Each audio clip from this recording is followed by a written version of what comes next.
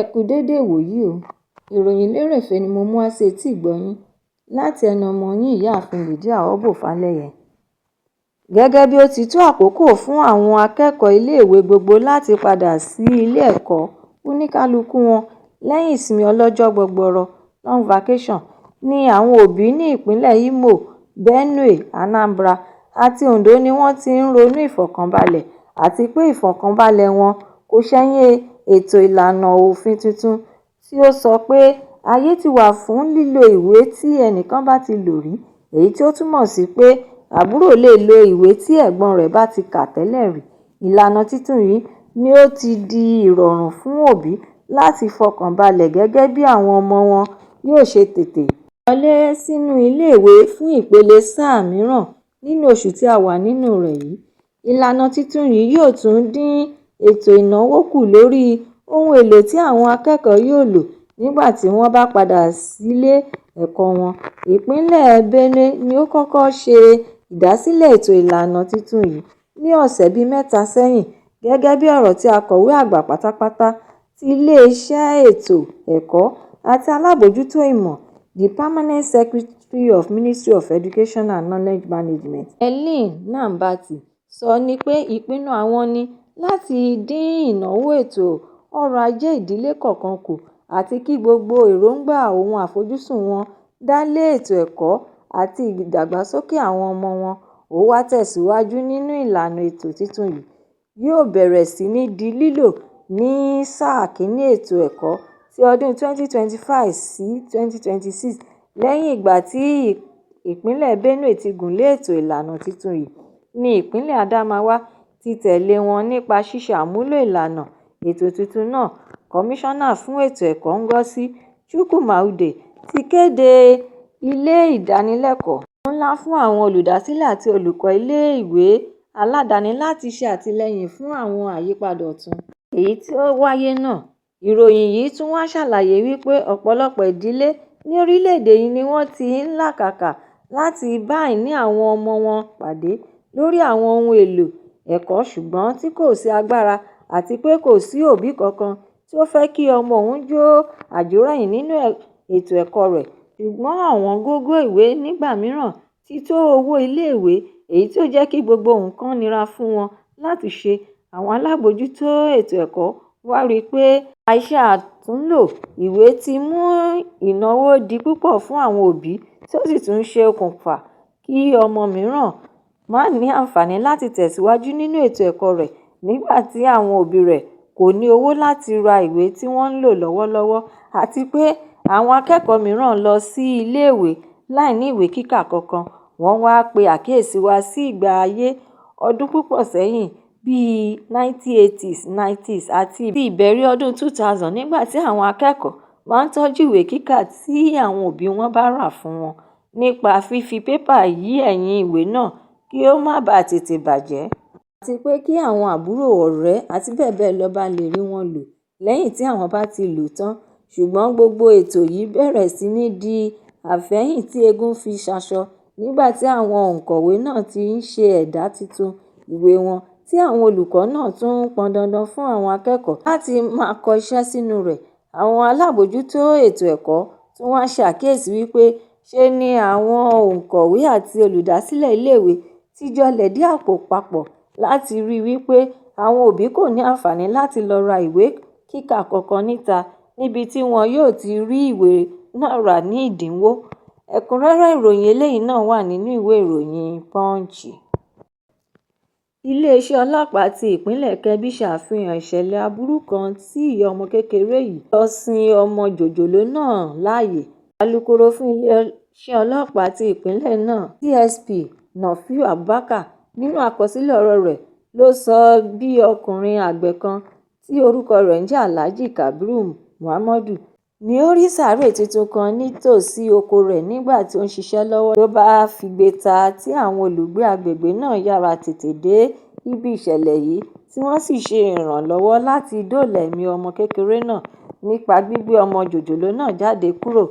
nínú ibi tí wọ́n sin sí, tí wọ́n sì tún yára gbé lọ sí ilé ìwòsàn ti ìjọba ní Kamba níbi tí àwọn dókítà ti fìdí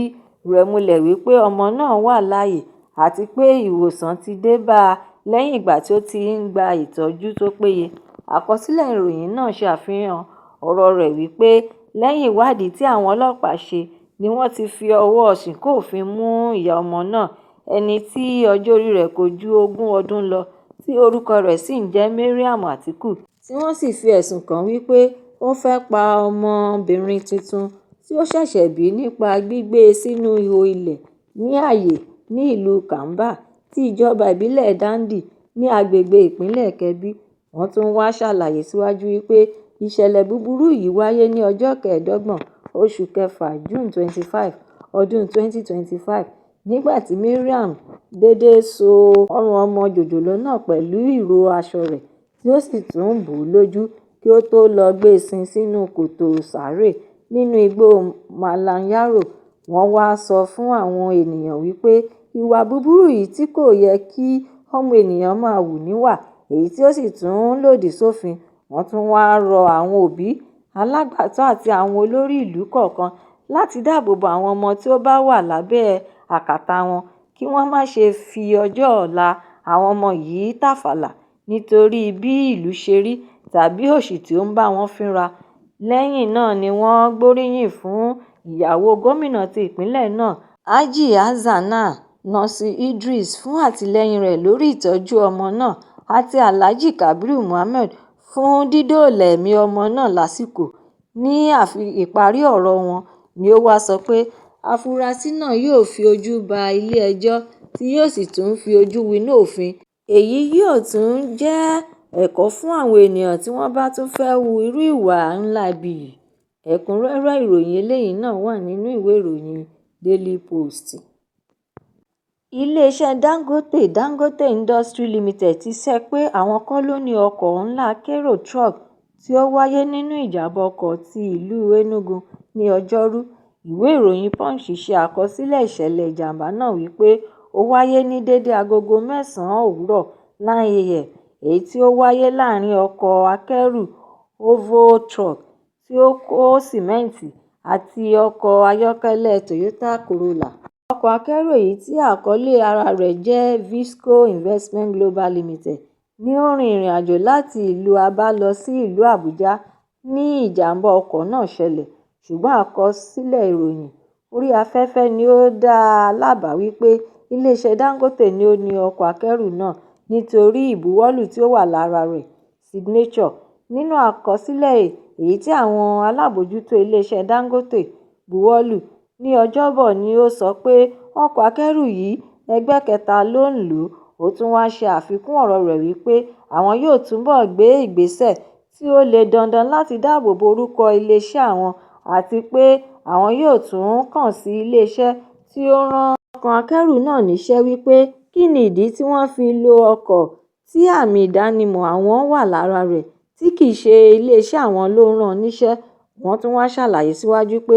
àwọn kì í dá sí ọ̀ràn tí kì í ṣe tàwọn, ṣùgbọ́n nítorí pé wọ́n ti lọ́ ìṣẹ̀lẹ̀ yìí mọ́ ilé-iṣẹ́ àwọn ló jẹ́ kí àwọn fèsì sí ìṣẹ̀lẹ̀ náà. Wọ́n tún wá ṣàlàyé síwájú nínú ọ̀rọ̀ wọn pé láti bí ọdún díẹ̀ sẹ́yìn ni wọ́n ti ń wé gbogbo ìṣẹ̀lẹ̀ ìjàmbá ọkọ̀ tí ó bá wáyé mọ́ ilé-iṣẹ́ àwọn, èyí tí ó túbọ̀ jẹ́ kí àwọn ará ìlú máa bẹnu àtẹ́ lu ilé-iṣẹ́ àwọn lórí ẹ̀rọ ayélujára gbogbo. Wọ́n wá fi ìjàmbá ọkọ̀ tí ó pa àbúrò olùdíje tí ó jáwé olúborí nínú ìdíje Big Brother Nigeria Season 7, Ijeoma Finah Otabo, tí orúkọ àbúrò rẹ̀ náà sì ń jẹ́ Ruth Otabo, tí ó kú lẹ́yìn ìgbà tí wọ́n gé ẹsẹ̀ rẹ̀ nínú ìjàmbá ọkọ̀ èyí tí wọ́n wé mọ́ ọkọ̀ ilé-iṣẹ́ àwọn nítòsí Auchi Polytechnic ní ìpínlẹ̀ Edo. Àwọn ẹbí rẹ̀ fìdí ikú rẹ̀ múlẹ̀ nínú àkọsílẹ̀ ọ̀rọ̀ tí wọ́n gbé jáde síta ní ọjọ́ Ìsinmi láti ọwọ́ agbẹjọ́rò ti ìlú Èkó kan wípé ó fi ayé sílẹ̀ ní dédé agogo 6:30 òwúrọ̀ 6:30 a.m. nígbà tí àwọn sì ń sáré sókè sódò fún ìdájọ́ òdodo àti owó gbà-má-bínú lórí ìṣẹ̀lẹ̀ ìjàmbá ọkọ̀ náà, àti pé ọ̀pọ̀lọpọ̀ àwọn ọmọ orílẹ̀-èdè yìí ni wọ́n ti fi ẹ̀sùn kan ilé-iṣẹ́ àwọn wípé ọ̀pọ̀ nínú àwọn awakọ̀ iléeṣẹ́ àwọn ni wọ́n máa ń sáré àsápajúdé tí wọ́n sì tún máa ń wa ọkọ̀ bí ó ṣe wù wọ́n. Ẹ̀kúnrẹ́rẹ́ ìròyìn eléyìí náà wà nínú ìwé ìròyìn Punch. Ìjọba orílẹ̀-èdè United States lánàá òde yìí ni wọ́n ti kéde owó ilẹ̀ òkèèrè tí ó lé ní $30 mílíọ̀nù $32.5 million láti fi ṣe ìrànwọ́ oúnjẹ fún orílẹ̀-èdè Nàìjíríà. Nínú ọ̀rọ̀ àkọsílẹ̀ tí ẹ̀rọ alátagbà X ní ìjọba ilẹ̀ Amẹ́ríkà ti ṣe ìkéde owó ìrànwọ́ oúnjẹ fún àwọn ènìyàn tí ó wà ní agbègbè ibi tí wàhálà ogun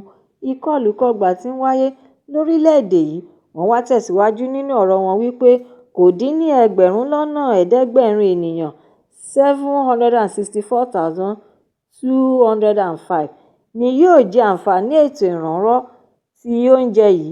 ní àwọn apá àríwá ìlà-oòrùn North-East àti àríwá ìwọ̀-oòrùn North-West ti orílẹ̀-èdè yìí pẹ̀lú owó ìrànlọ́wọ́ láti ọ̀dọ̀ ìjọba orílẹ̀-èdè United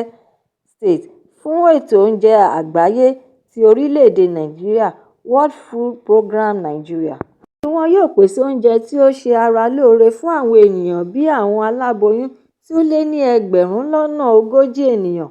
41,569 àti àwọn tí ó ń fún ọmọ lọ́yàn pẹ̀lú àwọn ọmọbìnrin àti àwọn ọmọdé tí wọ́n lé ní 140,000 43,235 ni wọn yóò jẹ àǹfààní yìí. Ẹ̀kúnrẹ́rẹ́ ìròyìn eléyìí náà wà nínú ìwé ìròyìn The Nation. Ìròyìn lérèfé tòní kò ní jù báyìí lọ nítorí wípé kí ń lọ bẹ̀ oge. Ẹ tún pàdé mi lọ́la fún àkọ́tún ìròyìn lérèfé mìíràn láṣẹ Èdùmàrè. Ẹ má ṣe aláìlọ kàn sí YouTube channel ìròyìn lérèfé kí ẹ bá mi subscribe kí ẹ sì tún jọ̀wọ́ bá mi fi èròǹgbà yín ránṣẹ́ sórí rẹ̀ kí ẹ bá lè ní àǹfààní láti gbádùn ìròyìn lérèfé síwájú àti síwájú sí i. Ẹ ṣé mo dúpẹ́ tí ẹ̀ ń tẹ́tí gbọ́ mi. Ó dàbọ̀.